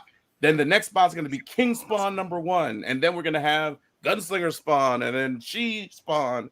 And that's it. That's the hook. And it's like, it makes it feel like, okay, it's an exciting time to get back into Spawn. And I can tell you, I was like, dude, reading Spawn's universe, I was like, this isn't this isn't a book that was written for somebody if they haven't been reading Spawn. Like not at all. And that's the thing where it's like, it's interesting because it's not like I'm saying, I'm not the type of person that feels like, oh, well, you have to jump in at a story right at the beginning point of it to like get it or understand or for it to be good or anything like that. I'm saying like there's some people who write with the intention of somebody like this might be their first issue. And Todd McFarlane did not write this book with that intention. He didn't write it like, okay, if they haven't been reading for a little while, I'm just gonna put a little bit of something here, a little bit of something there. And it's not like you gotta like explain everything. It's just that you want to make sure that you have people like you need to make sure that the reader feels like they know everything they need to know to be invested in the story. And I don't think Spawn's universe did that, unfortunately. So, yeah, but and I was like, I hadn't read like Spawn in a while, so I'm like, I will say, damn, I'm like, is this what Todd McFarlane's writing is like usually? Like, it made me really think about that. Well, like, is this it? Like, if I go back to Spawn, is this what it would feel like? Is this what it would read like? And I think the answer to that question is yes, but it feels a little bit dated, unfortunately, which I was like disappointed by because I like Spawn. Not entirely in a bad way, but it's not. I agree. When you especially rereading Spawn's universe today, I was like, man, what would it be like if this Spawn's universe event was like helmed by like a Dan Slott or a Jonathan Hickman, or a Jason Aaron, like maybe it's time for something like that. I'm not saying I didn't enjoy this writing, but it is like it's its own genre at this point, that type of writing, because you can still do it well. It's just not what we're used to, like from reading shit from your Jonathan Hickmans, your Dan Slotts, your Nick Spencers, right, your Matt Fractions, your Ed Brubakers, right. No, absolute, and that's the thing too, where it's like, I believe Todd is going to be bringing in other people to write some of these other books. Well, and that are that's coming kind of down the like line. when you read. I don't know if you read. I don't know, Larry. I know you're not a big fan of our content here on YouTube because you never like any of the videos. I So, like the but videos. the King Spawn, my King Spawn review, like the main story in King Spawn actually felt good. Like it was well written. It was if it was somebody new that wasn't writing like Todd, Mm-hmm. but he wrote it because he knew Spawn too, Mm-hmm. and Right. he's the more modern writer. Right. And that main story in King Spawn actually like got me excited about now wanting to go on Wednesday and look for a Spawn book. Mm-hmm. Yeah. Yeah. And that's the thing where it's like, I feel like, reading this, I was like, damn, Todd, I still want Todd there for the broad strokes. You know what I'm saying? Like, I want him to be telling people what the Spawn stories, where they're going and how they should, like, unfurl in as far as big picture is concerned. And, like Todd has great ideas still, but I'm like, I don't know if I need him writing these books anymore. Like, I might want somebody else to write the book so that it can feel like a little more modern, a little more in line with what comic book writing is like in this day and age, or what it can be. Maybe that's what I should say. Yeah. And now, keeping in mind too that I'm obviously, well, I don't know if I'm the demographic or not for this book, because who knows? Maybe Todd, I don't know. But either way, it's like, I'm just acknowledging the idea that I've been reading comic books for decades. And so it's like, yeah, I might be tired of this, but there's somebody that's never read Todd McFarlane's anything. And they might be like, no, this is cool. It might feel fresh to them, Mm-hmm. Or it could feel like, when you watch one of those movies that's like a throwback to like one of those 70s revenge films. Yeah. Yeah. And it's like, to them, it's new, Or when they watch Star Wars Visions and they're like, they never seen Kurosawa. It's like, wow, this is like, yeah. But it feels groundbreaking, right? Right. And it's like, this is reductive, but it's reductive about something I like and derivative. And I feel like I'm using these words wrong, but here we are. But here we are. Just hit like, subscribe, and the bell, please. Yeah. Jay, what'd you think of this joint? I didn't really get into it. The end. What? Why did Although you I did want to add to answering Oz's question. Okay. Because basically every time Spawn hits like one of those big milestones, like 100, 200, 300, there's always a surge in interest. Mm-hmm. And I believe King Spawn and Spawn Universe were announced like right at the 300, like right when it hit 300. Mm-hmm. So that's also contributing to the hype. Mm-hmm. Yeah, I think the actual jumping on point would have been probably 300, reading up until all these. I don't know, man. I mean, I bought 300 and I started trying to read it, and I felt a little lost, like, and that's the thing. Like, it's not about like, oh, I got to know every single detail. It's just that it doesn't necessarily. There's a difference between writing for the people that are already reading the book and writing for the people that are reading the book and the person that this might be their first issue. You know what I mean? Like, you can do both. Like, I read comics that do it every month, every week, so I'm just like, oh, like, I don't know. I mean, I'm not, I'm not looking to be catered to, because I understand that there's going to be a lot of stuff I don't know if I haven't read hundreds of an issue of a comic. But at the same time, it's like, I'm not sure if I know what's happening like in this book. Right. Perfect example. They, like, 3 different characters talk about how Spawn recently closed this specific gate or door or whatever they want to call it. And like, that's it. They'll tell you what it was. They'll tell you how. I don't even think there's a little butthole symbol that tells you what issue that happened. You just have to know that Spawn did that. And as you read through the book, you realize, okay, so he closed something that prevents demons from coming out of hell, but then the ones trapped on Earth can't go. So he closed like hell gates or something like that. And that's where we're at. But you don't like, they don't tell you that. They just say, hey, yeah, so these guys have been here since you closed this door. Like, wait, what door did you close? Listen, I'll go even more basic than that. It's like I said, I haven't been reading Spawn for a while now, but I know enough and keep enough up with Spawn to know, like, okay, there's been multiple Spawns, right? At this point, like, you know, I don't know which Spawn this is, and they don't ever tell me. It's Simmons. They Is call him it? Simmons. Yeah, they call him. Yeah, they Simmons. call him Al and Simmons. When they call him Alan Simmons in that one Spawn's dude- universe, in Spawn's universe, they call him Al. Yeah. I missed it. In King Spawn, I can understand because I don't think they actually say his name in that one. But in Spawn's universe, they do. I must have missed it because I was sitting here like, is this Honestly, Al Simmons? like, Is and this that's the the other credit, guy? like, again, Larry, I know you didn't watch my King Spawn review, but in King Spawn, when you read King Spawn, you get a feeling that that's Al Simmons.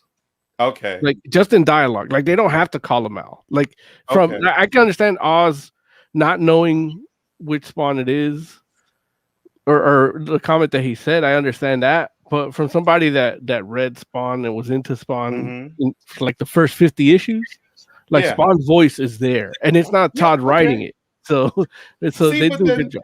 Wait, but that's wild. I knew it was Simmons. Lawrence didn't know it was Simmons. I didn't. Said how you could see that, because they didn't call him anything in that one. You can see how that mistake could be made. I can see how Lawrence could make that mistake. Sure. Listen, what I'm saying is this: I read like the first 150, 200 issues of Spawn. I know Al Simmons. I wasn't certain if this was Al Simmons or not, and I don't know. Maybe I just missed the line where he calls him Al or Simmons or whatever, but it didn't necessarily feel as, or I didn't necessarily get the idea that it was Al Simmons. But I was like, well, it might be him. I don't know. I'm like, yeah, but that's interesting because I do feel like Al Simmons does have a definitive kind of voice. And but at the same time, it's like there were like moments in this book where I was like, I don't know if this guy, like, he doesn't feel like he's acting like how Al Simmons would necessarily act in Spawn's universe per se. But maybe, I don't know. I'll have to give it a reread and see if I can see it because I definitely wasn't sure on my first read. Yeah. Did you read King Spawn yet? I haven't, and that's the only reason. No, I'm not gonna watch your review before. I'm not gonna watch your review before I read the book. Why not? Like, I'm prepping you for your book. I put so much work into that. I went on location to the Wild West to do the gunslinger section. He did. He was on location at a graveyard. Yeah. I was gonna read the book and then watch the review because you're the reason why our channel doesn't grow. We need the algorithm. I don't know. Like, how do I know? At the time you watch it like that, like nobody will care about King Spawn, and then even if you watch it, it's not going to be put to people that would have watched it. Well, I'll watch it still after I read the book, though, and like it. Yeah, thanks for nothing. And then I'll subscribe to Fantastic Four. It doesn't spoil anything though. Like, I don't know that. What's that episode? I'm telling you. Now you know. Like, I actually did an anthology of reviews. Like, just how the book is an anthology book. It's a review anthology. It took me a month to make. Right. I mean, I put a lot of hard work into it, and Larry don't give a shit about it. I can understand Joe not giving a shit about it, but Larry, I thought better of you. Did he nod when you said that? Yeah. No, I didn't. Yeah, Joe doesn't want. Joe doesn't even subscribe to our channel because he doesn't want our stuff in his feed. No. I not only am I subscribed to Fantastic Forum, but my music channel, J Random Music, is also subscribed to Fantastic Forum. That's just shameless plug. That's lies. Shameless plug.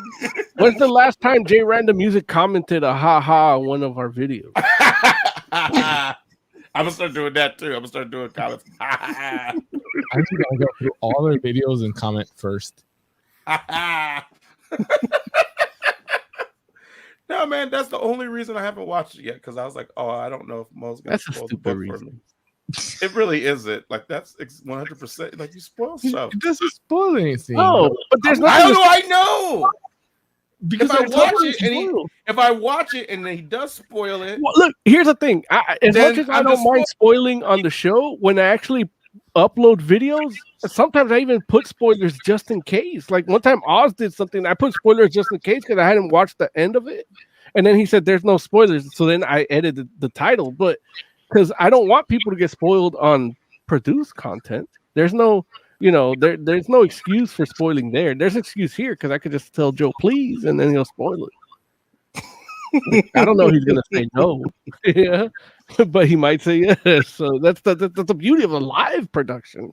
Anything could happen. Well, But I don't spoil stuff in pre-produced content, Larry. You know me better than that. I don't know why I'm doing this, but Look, at this point now we got to do Joe got to do a shameless plug, and now we're talking about our channel as a whole. So now I have to shameless plug before we actually rate this book.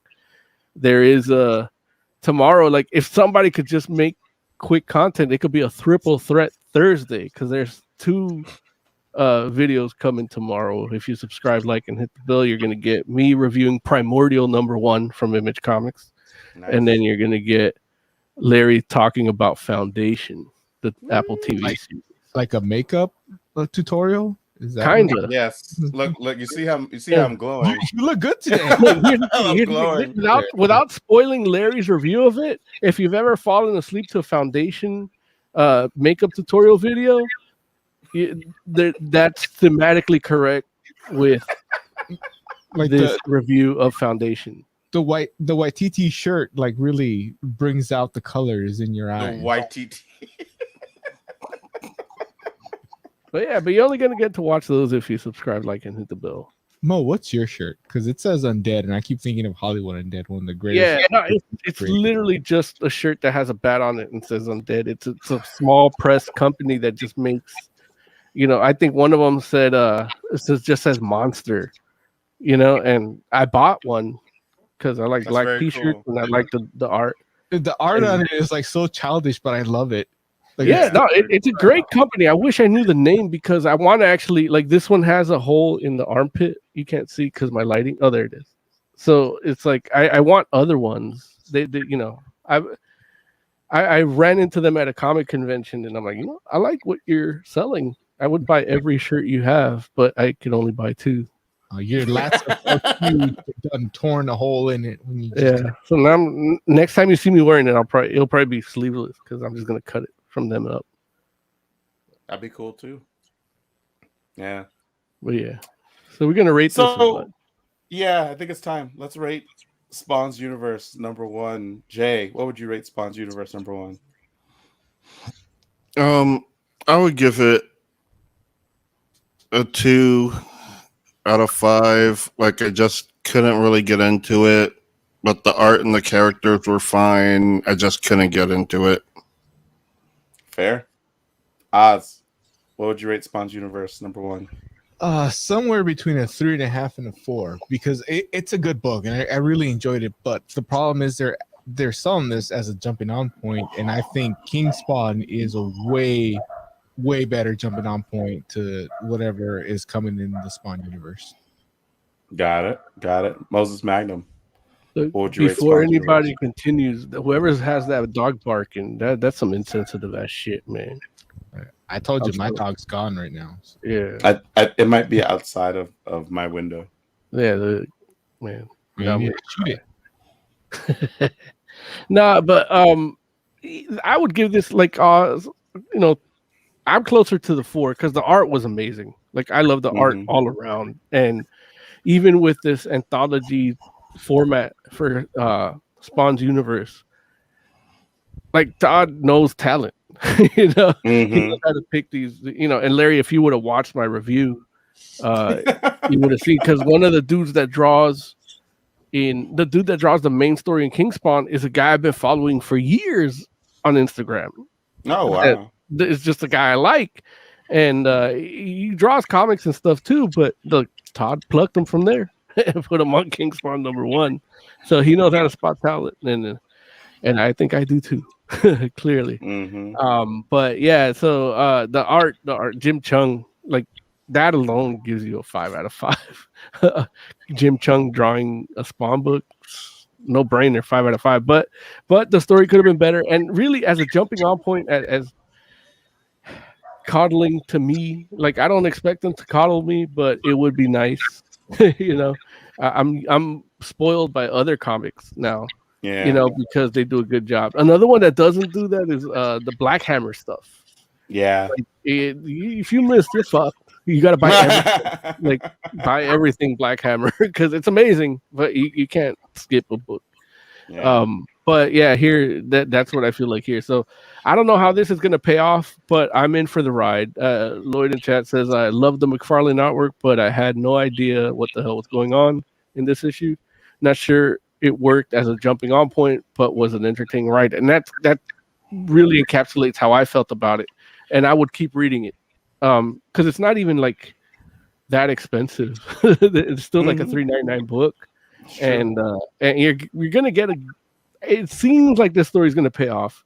You know, we got the Gunslinger book coming out in October, and then in December we have the Scorched, and the Scorched is basically their big superheroes, like the Avengers, Spawn's Avengers. You know, and that's gonna be like we gotta. This PR shit's working because they milked the whole year out of it, and I'm in.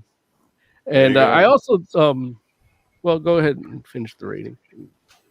Okay, thank you, Mo. Yeah, I have a Mo deal. I have a Spawn Mo deal too, but we'll do that after. Okay, sounds good. I'm gonna give Spawn's Universe #1 3.5 out of 5. Yeah, it's like the art was good, the characters are interesting, but the story is hard to follow. It's not a good jumping on point. And it's not to say that, it's not to say you won't know what the sequence of events are, but it's one of those things where I feel like they don't quite, if you haven't been reading before now, it's like you don't quite, it doesn't give you the stakes, and you don't necessarily know why people care about these things, and that makes it so that maybe you don't care about some of these things. So it's unfortunate because I'm sure it's all really interesting. I look forward to being a part of it, I guess, later down the line as I keep reading. But as for right now, I'm just like, yeah, twiddling my thumbs, hoping to figure out what's going on with everybody soon. So yeah, 3 out of 5 for me. What's the Mo deal, Moses?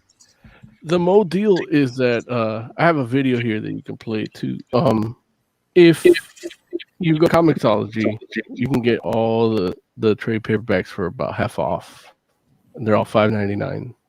Nice.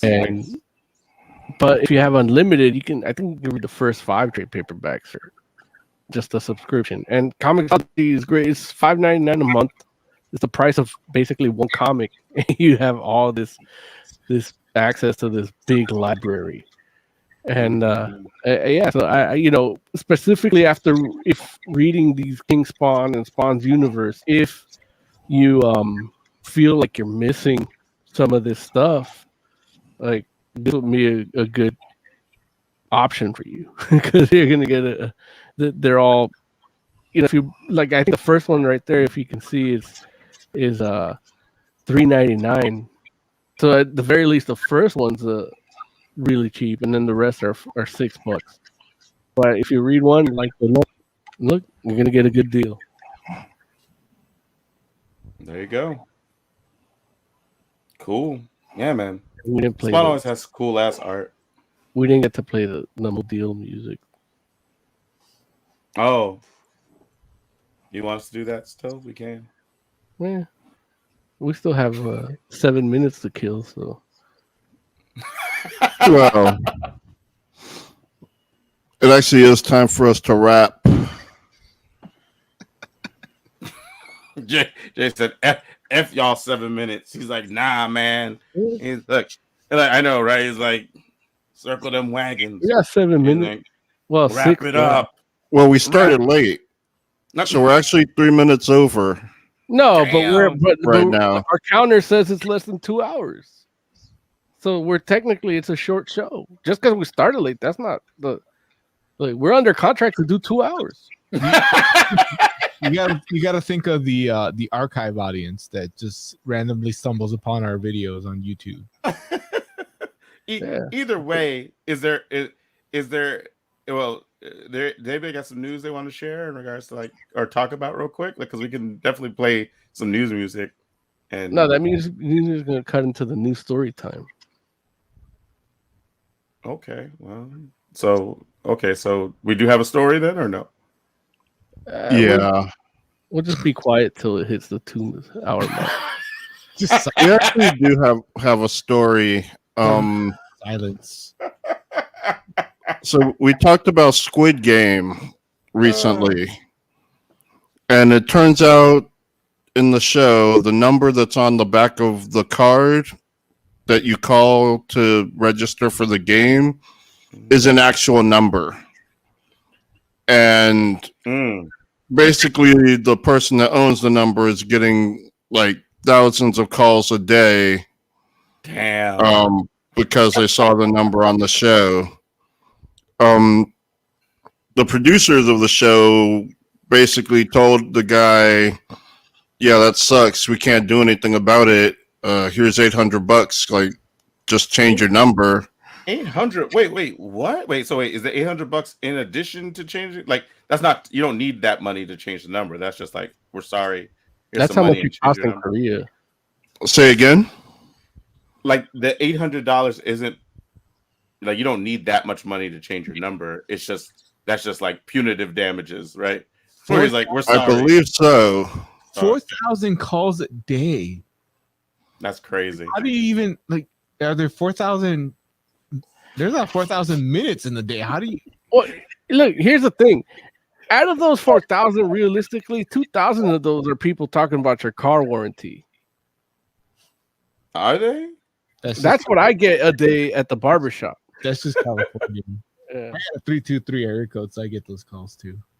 Speaking of your barbershop, one of the reasons the guy is reluctant to change is because the number is actually connected to his business. Oh, that's so he's had the number for 20 years and it's connected to his business. That's and the producers are only offering him like $800 for punitive damage.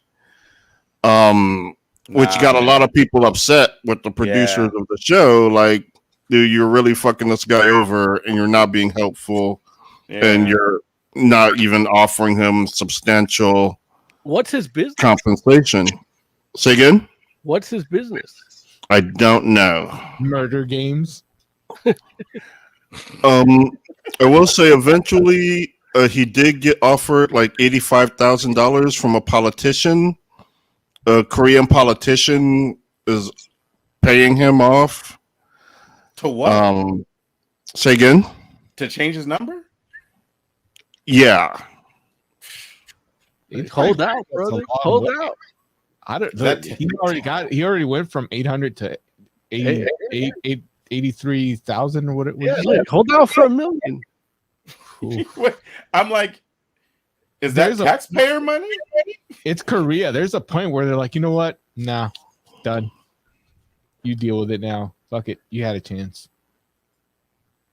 Damn, that's like, how did they decide just to use somebody's real number? Hey, what happened to 555? They don't have a 555 in Korea is actually a bad luck thing. And it actually still happens in the US where every now and again a real number will make it into the final print of a movie. It actually happened recently that in a kids show there was a phone number printed and it ended up leading to a porn site. And they went and changed that like real quick because, you know, yeah, man, they didn't want it to get shit done. Like, but with this guy, they're just like, yeah. So it still happens. What I'm trying to say, real numbers do get out there sometimes. it's And hard. so that's when you're something trying this to- guy's been dealing with. when you're trying to make something and you put a 555, like at this point, the 555 takes you out of the scene. A fake ass number. Like even, it's just a small part of your brain that just takes that as a fake number. It's like takes you out of it. So I can see why they won't use the 555 like that. Yeah, it's like two But people. at least buy the number. Like get a cell phone. You know, That's what I'm saying. Like, if you want to put a real number in the joint, like just technically, get like, a number. I have a business phone, and that's where like if you go on Yelp, Google Maps, Apple Maps, whatever, like you're gonna call that number. But once like I want to do business with you on a constant basis, that you might as well forget that number, you know. So, and I have it for that same reason because it's like, all right, whoever I don't give a fuck about, they use that number. Maybe I'll pick it up, maybe I won't. You know, There's been shows and stuff. Like I think Rick and Morty did it too, where like they put out real numbers, but it's a number that they get, and you Right. call it. And there's like a message from like Rick or something. Yeah. Mhm. yeah. Despicable Me 2 did that. Yeah, I didn't watch that. Yeah. Yeah. So, Ah, final all thoughts? right. Yeah, let's do it. I didn't get to do my news story. Oh, let's do it one more. Do your news story. We didn't have time. I thought the Mo deal was your news story. Listen, No, I actually produced that on the fly. I didn't realize there was a deal, and then I just did that.